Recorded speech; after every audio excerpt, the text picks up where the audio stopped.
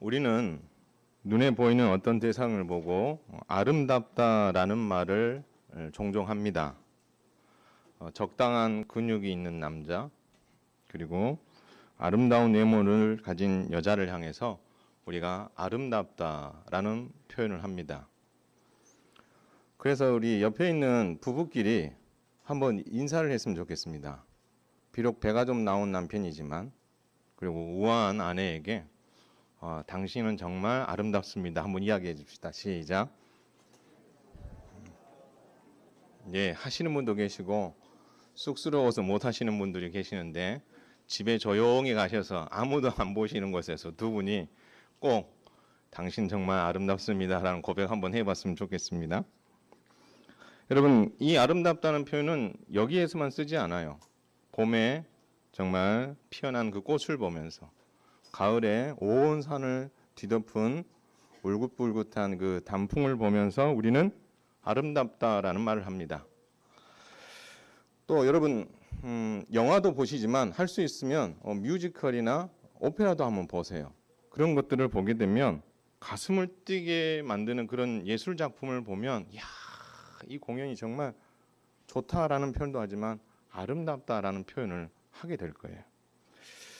우리는 종종 인류애를 발휘해서 어떤 사람의 생명을 살리거나 유익을 주는 어떤 행위들을 보면 그 사람의 행위를 보고 우리가 뭐라고 표현합니까? 그 사람 정말 아름답다, 이렇게 표현을 하죠. 한마디로 균형과 조화를 이루어 우리의 눈과 귀와 마음에 즐거움과 만족을 줄만 했을 때에 우리는 아름답다라는 표현을 쓴다라는 거죠. 그런데 우리 그리스도인의 말과 행동이 예수님과 그리고 성경의 가르침에 그 균형과 조화를 이룰 때에 우리는 그리스도인답다라고도 표현하지만 아름답다라는 말로도 표현해 볼 수 있습니다. 그렇기 때문에 이 아름답다는 말은 그냥 보이는 것이 아름답다라는 것도 있지만, 그 아름다움은, 오늘 말하는 이 아름다움은 그 뒤에 힘과 그리고 감동과 그 영향력이 뒤따르기에 그냥 우리의 시선으로 보여지는 아름답다라는 개념보다 더 풍성하고 좋은 의미가 담겨져 있다라고 볼 수가 있겠습니다. 그래서 오늘 안디옥 교회에 속한 성도들의 모습을 한번 들여다보면 그들이 정말 이방인들의 눈에 봤을 때에 아름답게 보였던 것 같아요. 그래서 이방인들이 이 안디옥 교회 성도들을 향해서 뭐라고 불렀냐면, 한번 따라서 하겠습니다. 그리스도인이다. 예, 그리스도인답다, 이렇게 표현했다는 거죠. 근데 중요한 것은 그들이 그런 이야기, 그리스도인이란 이야기를 듣는 것에 멈춘 것이 아니라 안디옥 교회는 두 가지 위대한 결정을 하게 됩니다. 그래서 이 두 가지 이 위대한 결정을 통해서 우리가 진짜 그리스도인이다, 정말 아름다운 존재다라는 것을 세상 가운데 증명해 보입니다. 그 첫 번째 결정이 뭐냐면, 안디옥 교회는 바울과 바나바를 1차 전도 여행을 위해 파송하기로 결정함으로 인해서 아름다운 동역이 무엇인지를 그들이 경험하게 됩니다. 아름다운 동역. 한마디로 말하면 그리스도인인 안디옥 교회는 땅끝 복음 전파 사명에 그들은 순종함으로 말미암아 하나님의 나라 일에 동역하는 것이 얼마나 아름다운 건가를 보여주었다라는 것입니다. 여러분, 이방인이었던 고넬료 가정에 성령님이 임하시는 모습을 보았던 베드로, 그리고 그 베드로의 간증을 들었던 이 예루살렘 교회는 지금까지 그들이 맹신해 왔었던 이방인에 대한 편견과 고정관념을 걷어냅니다. 그 걷어내고 나니까 이 복음이 유대인들에게만 있는 것이 아니라 모든 민족에게 주어지는 복이요, 모든 민족과 함께 간다는 위대한 사실을 그들이 깨닫게 됐어요. 그런데 중요한 것은 뭐냐면, 이 위대한 깨달음, 복음이 유대인을 넘어서 모든 사람에게까지 전해져야 된다는 이 사실을 깨달은 것만으로 끝낸 것이 아니라 안디옥 교회는 바로 안디옥에, 예루살렘 교회는 이 안디옥에 누구를 보내냐면 바나바와 바울을 보냅니다. 그래서 바나바와 바울이 그곳에 가서 한 1년 동안 열심히 말씀을 가르쳤어요. 그랬더니 이 안디옥 교회 성도들이 예수님의 제자로서의 삶을 살아가기 시작하는 거예요. 그랬더니 주변에 있는 이방인들이 오, 저 사람들이 예수님을 믿더니 달라졌네? 그러면서 그들이 예수 그리스도를 따르는 줄 알고 그래서 그들을 향해서 그리스도인이라 그때부터 부르게 되었다라는 거죠. 여러분, 이것은 교회에게 아주 고무적인 일이며 좋은 모범이 되는 사례다라는 것입니다. 쉽게 말하면 이거예요.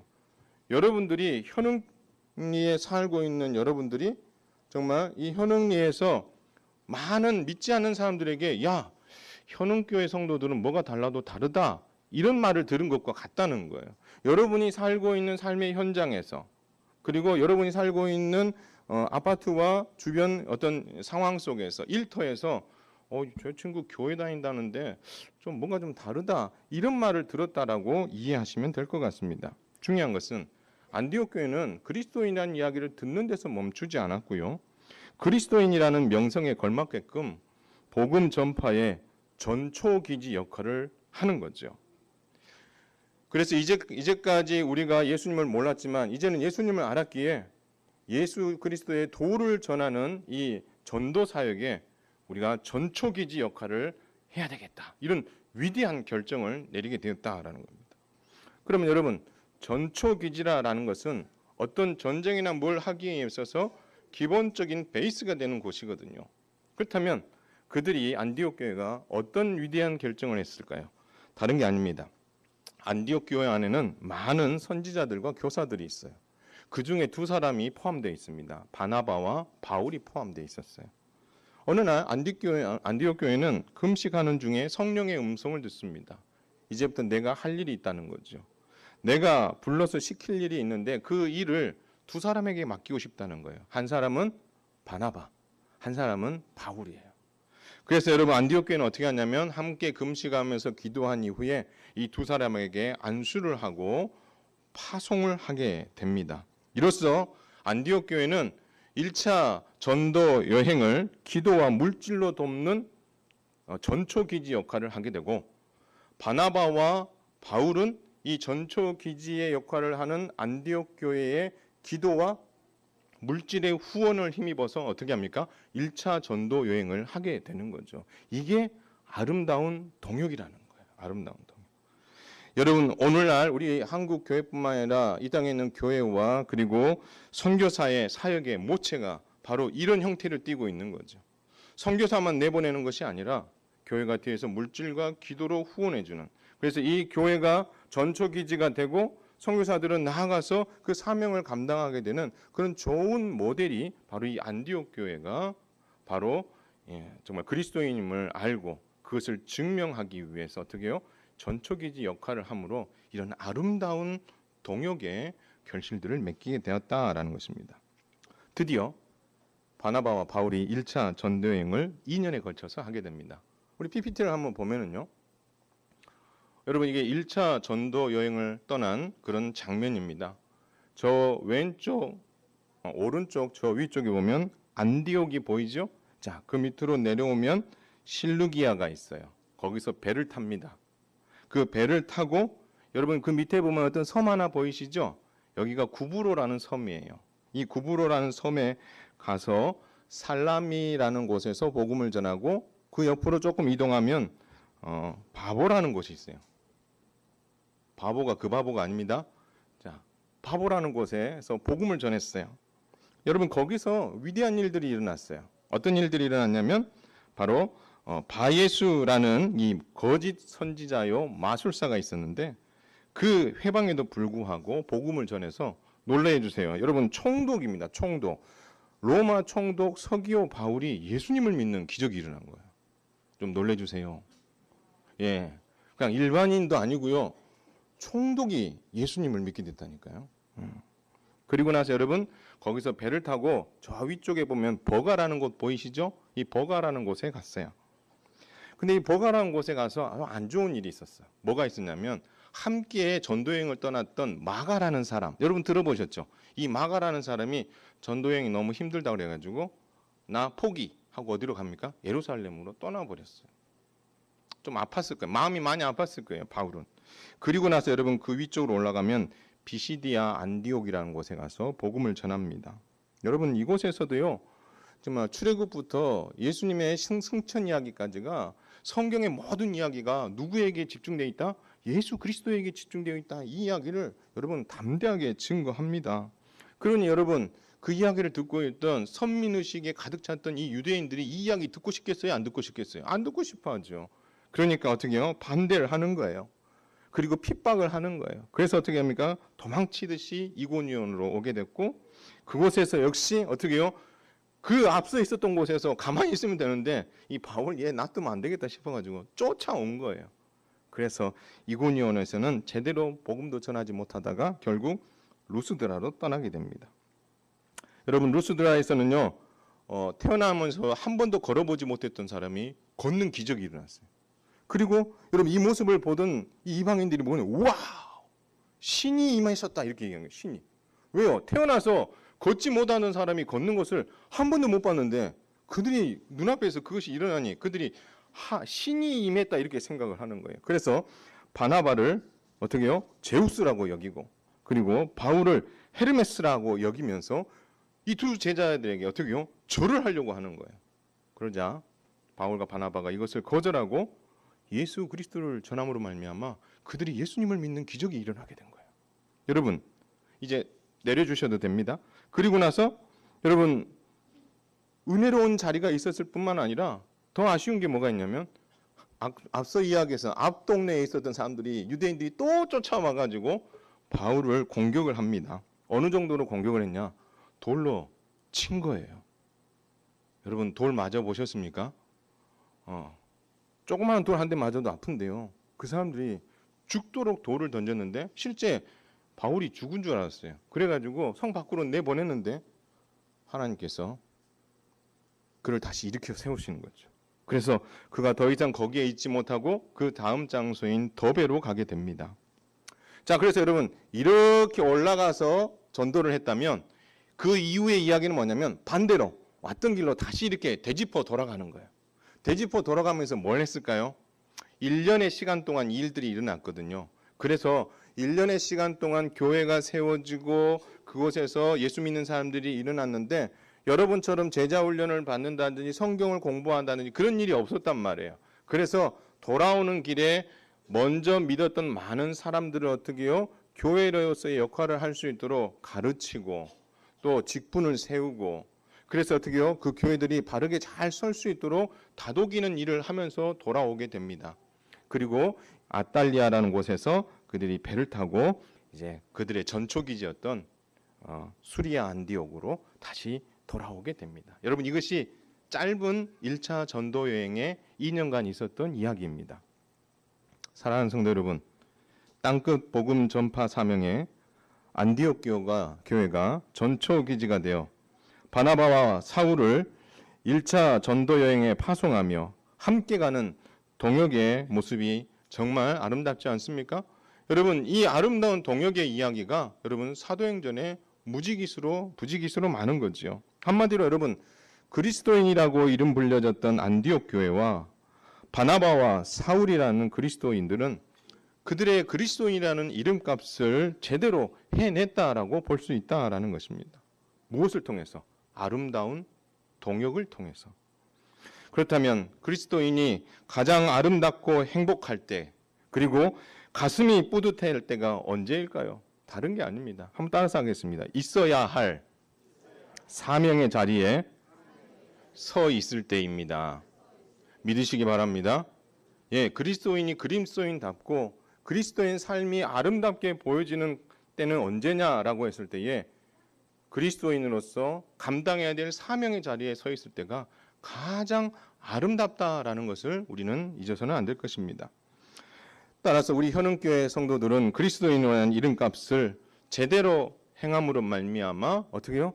아름답다라는 그런 평가를 받을 수 있는 좋은 교회가 되시기를 주님의 이름으로 축원을 드립니다. 여러분 그러기 위해서 우리 교회는 앞으로도 그렇지만 예수님의 지상명령에 순종하며 복음을 전파해야 할 것입니다.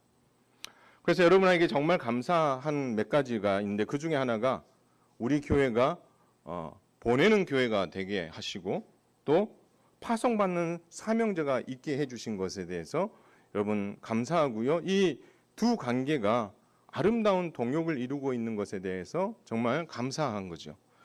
여러분 우리 현흥교회가 김지영 정유정 선교사님을 파송하는 주 파송교회로 섬기고 있습니다. 여러분께서 또 물질로도 섬겨주시고 기도로 섬겨주시고 또 그분들이 한국에 들어왔을 때에 그들을 잘 또 믿음으로 섬겨주신 이 모든 것들, 그리고 하나님께서 그곳에서 있었던 그 놀라운 일들을 우리가 함께 공유하면서 우리의 이 수고가, 우리의 헌신이, 이 동역이 얼마나 아름답다라는 것을 우리는 지난 시간에 잘 보고 배웠을 것입니다. 따라서 우리는 앞으로도 이 동역의 아름다운 동역을 계속해서 지속해가는 그런 건강한 교회가 되어야 될 줄로 믿습니다. 또한 지난주에 여러분들이 보여주었던 그 헌신에 진심으로 감사합니다. 수주 전부터 새생명 초청주의를 준비해왔고 그것을 위해서 준비해오던 그 모든 과정을 지켜봤고 그 결과를 우리가 지난 시간 우리가 경험했습니다. 여러분 그 수고가 바로 복음 전파의 사명의 자리에 서 있는 참 그리스도인의 좋은 모습이라고 저는 믿습니다. 그런 일에 헌신해 주셨던 여러분의 헌신이 아름다웠고 제 마음이 뿌듯했습니다. 그래서 여러분 혼자 건너가지 마시고요. 옆에 있는 분들하고 이렇게 한번 했습니다. 당신의 헌신이 정말 아름다웠습니다. 한번 고백하겠습니다. 시작. 네, 제가 지난주에 이렇게 우리 전도팀이 이렇게 준비하고 또 그들을 섬기는 모습들, 또 우리 정종근 집사님 또 이렇게 열심히 이렇게 안내하시고 이렇게 섬겨주셨던 그 모습들, 또 여러분 전도팀뿐만 아니라 여러분이 모시고 온 분들이 정말 분들을 잘 이렇게 섬겨주시는 그 모습들에 대해서 제가 보고 너무나 감사했고요. 단언컨대 우리 교회가 현흥리에 있기 때문에 이 지역에 사는 많은 사람들에게 참 그리스도인의 좋은 모범이 되어져서 그들을 그리스도에게 이끄는 아름다움의 그런 고백들을 들을 수 있는 멋진 교회가 되었으면 좋겠습니다. 그리고 제가 이제 벌써 2년여 됐는데요. 우리 교회가 건축을 한 지 벌써 2년 됐습니다. 여러분 시간 빨리 지나가죠, 그렇죠? 건축을 하기 전부터 제가 누누이 여러분에게 감사드렸고 기공 예배 때도 감사드렸던 것처럼 사실 이 일들이 있게 된 것은 저가 한 일 아무것도 없습니다. 다 여러분이 하신 거예요. 여러분이 10여 년 전, 15년 전부터 교회 건축을 위해서 헌금을 하고 힘들게 준비했고 또 그 과정 속에 마음 상한 일들도 분명히 있었고, 그러나 여러분들이 그것을 잘 극복하고 섬기고 헌신했던 그 헌신이 있었기 때문에 여러분 이 교회당을 건축할 수 있었던 거예요. 여러분 이 헌신이 저는 정말 아름다운 헌신이라고 보여집니다. 요즘 한국 교회도 보면 이런 생각들을 많이 해요. 우리는 우리 자신이 교회다. 여러분 믿습니까? 대답이 없으시네요. 여러분 자신이 교회라는 걸 믿습니까? 예, 아멘입니다. 근데 우리가요 놓치고 있는 게 하나 있어요. 우리 스스로가 교회라는 것은 너무 굳게 믿고 있어요. 그런데 우리가 예배당을 짓는 것에 대해서는 우리 몸이 교회인데 그게 뭐가 그렇게 예배당 건물인 교회가 뭐가 그렇게 중요해? 뭐 아름답게 짓고 잘 지어놓은 곳에 감사하고 잘 사용하면 되지라고 생각할 수 있어요. 그러나 아니에요. 여러분 성경은 보면 항상 내용만 강조하지 않습니다. 뭐도 강조해요? 형식도 강조해요. 우리가 모여 교제하고 예배드리는 이 예배의 공간도 하나님께서 허락하신 또 다른 영역이기에 우리가 이것을 감사함으로 받고 이것을 건축한 이 일에 대해서 여러분 정말 하나님 앞에 감사하면서 또 우리 교회에게 이것을 주신 것에 대해서 감사할 뿐만 아니라 자부심을 가질만 하다라는 겁니다. 우리가 너무 우리 스스로가 교회라는 것에만 치우쳐 있다 보니까 이 예배당 건물을 그냥 단순한 건물 하나로 생각하는 경우가 많아요. 그래서 어떤 사람들은 그래요. 왜 교회를 짓습니까? 쓸데없이. 그 돈이 있으면 차라리 상가 빌리고 거기서 활용하고 그 많은 돈 거기다가 쓰면 되지요라고 이야기하는 사람들이 있어요. 네, 그렇게 할 수도 있어요. 그러나 주님은 형식적인 면도 중요하게 여기시고 교회가 이제껏 그렇게 한 공동체가 모여서 예배할 수 있는 공간들을 어떻게요? 수백 년간, 수천 년간 이어왔었던 그 형식적인 면도 우리가 정말 중요하기에 이 일을 위해 헌신한 여러분의 그 헌신이 정말 아름답다라는 것을 여러분 감사함으로 받으시고, 내가 헌금을 많이 하고 적게 한 게 중요한 게 아니에요.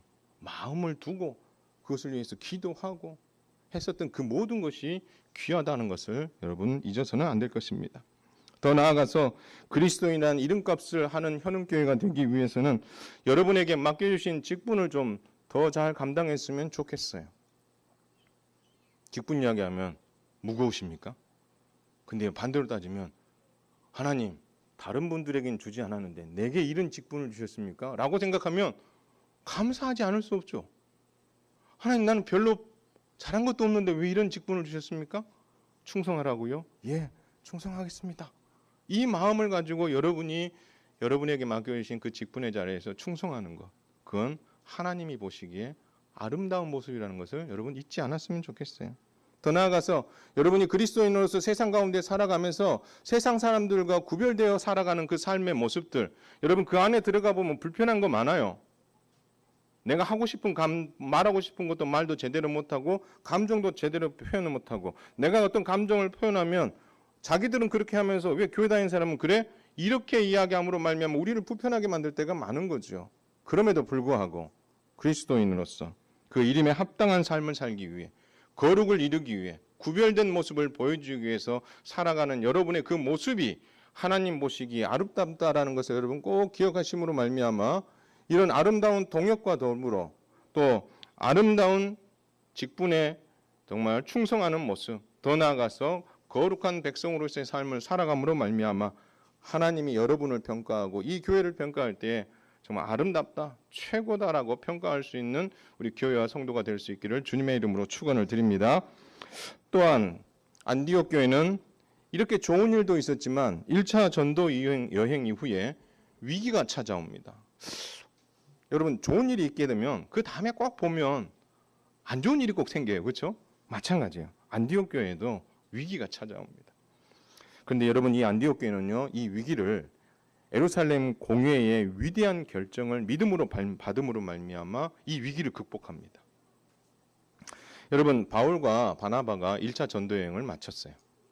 여러분 우리 지지난 시간에 우리 선교사님 오셔서 선교 보고를 하셨지 않습니까? 그것처럼 2년 동안 전초기지였던 안디옥 교회의 기도와 물질로서 사역했었던 그 결과들을 이제 안디옥 교회에 와서 보고를 하는 거예요. 보고를 했더니 이방인들이 예수님을 믿게 되는 그런 놀라운 기적들을 보면서 얼마나 많은 은혜를 받았겠어요. 자, 그런데 중요한 거는 뭐냐면 그럼에도 불구하고 이 안디옥 교회와 바울과 그리고 바나바가 해결해야 될 문제가 하나 있었어요. 이건 뭐냐면 이방인들을 전도함에 있어서 장애물이 될 만한 것이 하나 있었거든요. 근데 이 장애물을 어떻게요? 해결하지 않으면 이방인 전도가 점점 더 어려워질 수 있는 상황에 놓일 수 있는 거죠.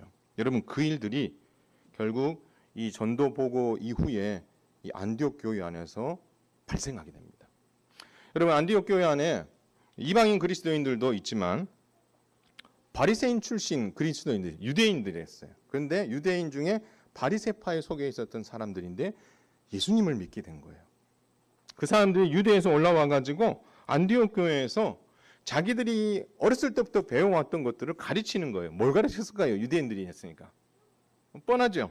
율법을 가르치고 구약 성경을 가르쳐 준 거예요. 좋은 거예요. 그런데 문제가 뭐냐면 이 율법과 구약을 가르치는 데 있어서 예수님의 가르침과 충돌되는 부분이 있었어요. 여러분 안디옥 교회 성도들은 대부분 다 이방인 그리스도인들입니다. 그렇기 때문에 율법이 뭔지를 잘 몰라요.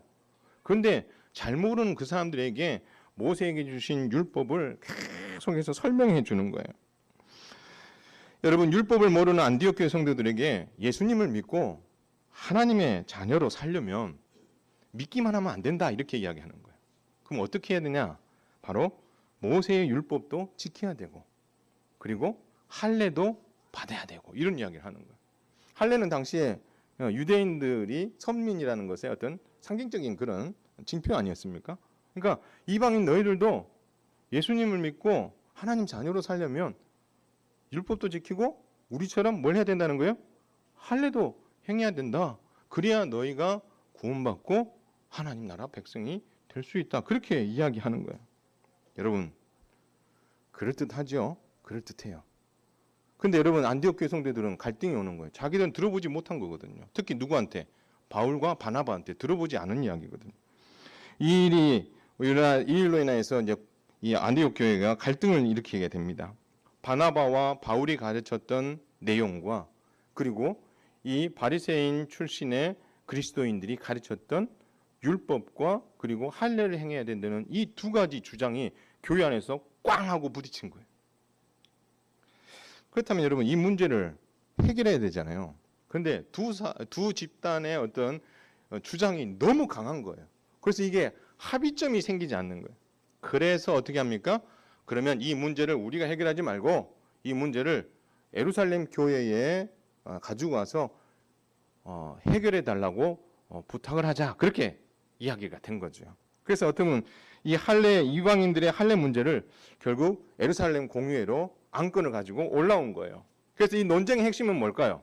논쟁의 핵심은 한 가지입니다. 바로 모세와 율법 그리고 할례를 시행해야 되느냐 이 문제와 반대편은 뭐예요? 오직 예수님, 오직 십자가, 오직 믿음으로만 구원받느냐 이 두 가지 그 쟁점이 오늘 예루살렘 공의회의 논쟁의 핵심입니다. 여러분 장시간 의논합니다. 예루살렘 공의회 지도자들이 다 모여서 서로 이야기를 하는데 결국 두 사람이 일어납니다. 한 사람은 베드로입니다. 베드로가 일어나서 이야기하죠. 과거 고넬료 이방인이었던 군대의 어떤 백부장이었던 이 고넬료가 이방인인데 예수님을 믿고 성령을 경험한 그 사건 이야기를 이야기하는 거죠. 하나님께서 우리에게 성령을 주신 것처럼 그 이방인들에게도 성령을 부어주셨습니다. 그렇게 간증합니다. 그리고 이해합니다. 믿음으로 이방인들의 마음을 하나님께서 깨끗하게 해주셨고 우리와 차별이 없습니다. 베드로가 그렇게 주장하는 거예요. 세 번째, 우리가 동일하게 이방인들에게도 주 예수 그리스도의 은혜로 구원을 받는 것입니다. 라고 베드로가 이야기하는 거예요. 그러면 이 이야기는 누구의 이야기하고 같아요? 바울과 바나바와 이야기가 같죠. 그러니 곧이어서 바울과 바나바가 일어나서 하는 말, 베드로의 이야기가 실제 선교 현장에서 일어났습니다라는 것을 간증하는 거예요. 어떤 간증? 1차 전도 여행을 통해서 이방인들이 성령을 경험하고 예수님을 믿고 교회로 들어온 이야기를 간증을 하기 시작하는 거예요. 여러분, 거기에서 일어났던 표적과 기사를 이야기하니 여러분 공회에 참석했었던 사람들의 마음들이 이제 점점 하나로 모아지기 시작합니다. 그러자 이 공회의 의장이었던 야고보가 일어나서 또 한 번 최종적인 결정을 내립니다. 베드로와 바나바와 바울의 주장을 정리해서 두 가지를 선언해요. 두 가지. 어떻게 사람들은 보면은 한 가지라고 생각해요. 그러나 실제 들여다보면 두 가지를 결정을 내립니다. 왜 두 가지를 결정을 내냐면 하나는 유대인들을 향한 결정이고 다른 하나는 이방인들을 향한 결정이에요. 만약 이것이 이방인들의 편에 서서 오직 예수 그리스도, 오직 십자가, 오직 믿음으로만 구원받을 수 있다라고만 결정을 내리게 되면 교회 공동체 안에서 마음 상한 일이 생기고 불편한 일이 생기는 거예요. 왜요? 그럼 누구의 입지가 더 높아지는 거예요? 이방인 출신 그리스도인들에게 어떻게 편을 들어준 거기 때문에 유대인 출신 그리스도인들은 입장이 상당히 곤란해질 수 있는 거예요. 그래서 실은 들여다보면 두 가지를 이야기합니다. 하나, 유대인들에게 이방인 중에서 하나님께로 돌아오는 자를 괴롭게 하지 말라. 율법을 강요하지 말고 할례를 강요하지 마라. 할례 행할 필요 없다. 유대인들 너희들 그것을 더 이상 강조하면 안 된다. 유대인들에게 그 이야기를 해주는 거예요. 그러면 이 이야기를 듣고 있던 이방인들이 봐라. 공의회에서도 그렇게 결정하지 않았느냐. 이렇게 이야기하면 유대인 그리스도인들이 입장이 고단한 거죠. 그러면서 야고보가 이 이방인 출신 그리스도인들에게 이런 결정을 내립니다.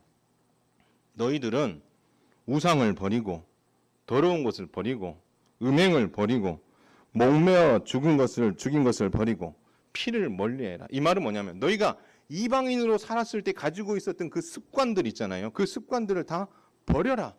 그것과 예수 그리스도 십자가 오직 믿음은 같이 갈 수 없다. 그 얘기를 해주는 거죠. 그러므로 유대인들에게도 이방인들에게도 이 중요한 결정을 각각 내려줌으로 말미암아 교회 공동체 안에서 분열되고 나뉘어지는 일 없이 오직 십자가, 오직 예수, 오직 믿음이라는 위대한 이 결정 안에서 하나가 되도록 만드는 멋진 결정을 안디옥에서 이 야고보가 한 거지요. 그리고 나서 후속 조치를 취합니다. 후속 조치를 어떻게 취했을까요? 이 결정한 내용을 편지에 담으라고 합니다. 그리고 예루살렘 공회가 바울과 바나바를 다시 안디옥 교회에 파송합니다. 파송할 때 안디옥 교회로 갈 때 바울과 바나바가 뭘 들고 갔을까요? 뭘 들고 갔을까요? 편지를 들고 갑니다. 편지라고 되어 있지만 다른 말로 말하면 공문서예요. 예루살렘 공회가 내린 결정문을 들고 가는 거예요. 그 결정문의 내용이 뭐죠? 오직 예수, 오직 십자가, 오직 믿음, 오직 은혜. 율법은 그리고 율법과 그리고 뭘 할 필요가 없다고요? 할례를 행할 이유가 없다. 그 위대한 결정을 딱 내려준 거죠. 그래서 여러분 이 편지, 이 공문을 이 바나바와 이 바울이 들고 안디옥 교회를 갑니다. 그리고 나서 안디옥 교회 성도들을 다 불러놓고 이 결정문을 읽어주죠. 그랬더니 여러분 그 자리에서 이 유대인 출신 그리스도인들과 그리고 이방인 출신 그리스도인이 어떻게요? 동일하게 할렐루야 이 결정이 옳습니다라고 믿음으로 받고 결국 이것으로 인해서 2000년간 내려왔었던 선민 사상, 이방인을 구분하는 유대인들의 어떤 이 구분하는 그 사상이 결국 이것으로 인해서 깨지고 유대인과 이방인 사이에 세워져 있는 이 높은 장벽이 허물어짐으로 말미암아 유대인이든 이방인이든 예수님을 믿고 교회 안에 들어옴으로 말미암아 오직 예수, 오직 십자가로 어떻게요? 하나가 될 수 있는 길을 활짝 열어준 거죠. 사랑하는 성도 여러분, 여러분 이 이야기를 듣고 있으면 저거 너무 당연한 거 아니야? 예수님 믿고 구원받는 게 정말 당연하고 우리가 구원받은 모든 것이 하나님의 은혜였고 믿음으로만 구원받는 거 너무나 당연하지 않아? 우리가 이렇게 생각하지 않습니까? 그러나 여러분 우리가 한번 일상을 생각해 보세요. 우리가 일상을 살아가면서 너무나 당연시 여기는 것들이 너무나 많지 않습니까? 내게 부모가 있는 것을 너무나 당연하게 여기고 내게 돈이 있는 것을 너무나 당연하게 여기고 내게 건강이 있는 것을 너무 당연하게 우리가 숨쉬고 있는 것을 너무 당연하게 여기는 거예요. 그러나 여러분 그 당연하게 여기는 것들이 찬찬히 돌아보면 우리 인생에 있어서 정말 중요한 것들이었다. 부모가 우리에게 정말 중요하고요. 공기가 우리에게 중요하고요. 그런데 우리는 그것을 너무 당연시 여기는 거죠. 마찬가지예요. 우리가 예수님을 믿는 것, 십자가를 믿는 것, 그리고 오직 은혜로 구원받았다는 이 사실이 우리에게는 너무나 당연하게 여겨지는 거죠. 그러나 여러분 기억하십시오. 우리가 이렇게 당연하게 여겨지는 것이 우리 손에 딱 들려지는 이 순간까지 얼마나 많은 논쟁과 아픔과 다툼과 어떻게요? 그것을 바른 진리를 세우기 위해서 많은 어떻게요? 공회가 열려서 그 결정 아래서 지금 우리가 이 놀라운 정말 진리를 우리의 손에 쥐게 되었다는 사실을 여러분 꼭 기억하셔야 되는 거예요. 여러분이 믿는 예수님, 여러분이 믿는 이 십자가, 오직 믿음, 오직 은혜에 대한 이 이야기는 우리에게는 너무나 쉽게 다가오는 일이지만 이 위대한 것을 어떤 결정하는 그 과정들은 정말 힘겨운 과정들을 거쳐서 내려진 결론이고 그것을 우리가 믿게 되었다는 사실을 우리가 기억한다면 여러분 우리가 믿는 예수님, 우리가 믿는 십자가, 은혜와 믿음이 얼마나 소중하다는 것을 여러분 잊지 않았으면 좋겠어요.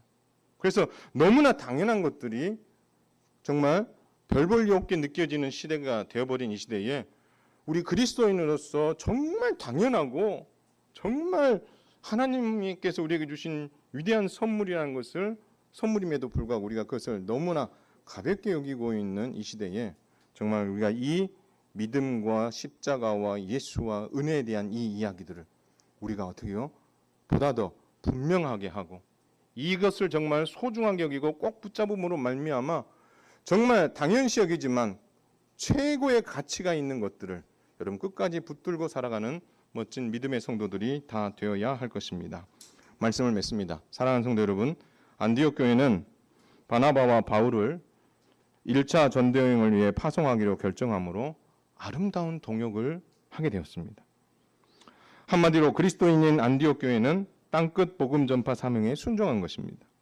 우린 그리스도인으로서 사명과 직분과 거룩한 삶에 순종하여 그리스도인답다라는 그런 말들, 영적으로 아름답다라는 그 고백을 들을 수 있는 성숙한 성도와 교회가 될 수 있기를 주님의 이름으로 축원을 드립니다. 또한 안디옥 교회가 예루살렘 공회의 이 위대한 결정들, 오직 예수 십자가 은혜를 믿음으로 받아들여 이방인 전도의 장애물을 제거함으로 말미암아 2차 전도 여행을 멋지게 준비하고 하나님의 크신 은혜와 그리고 혜택들을 누렸던 것처럼 저와 여러분에게 주어진 이 오직 예수, 오직 십자가, 오직 은혜가 너무나 당연하게 여겨지지만 이것을 정말 소중하게 여기고 감사하고 끝까지 붙들므로 말미암아 그리스도인으로서 살아가야 될 이유가 여기에 있음을 기억하고 이것을 온전히 붙잡고 멋지게 살아감으로 많은 사람들에게 야 역시 그리스도인답다. 또 함께 있는 성도들에게 정말 저 사람의 신앙의 모습은 아름다워 이런 이야기를 들을 수 있는 저와 여러분 다 될 수 있기를 주님의 이름으로 축원을 드립니다.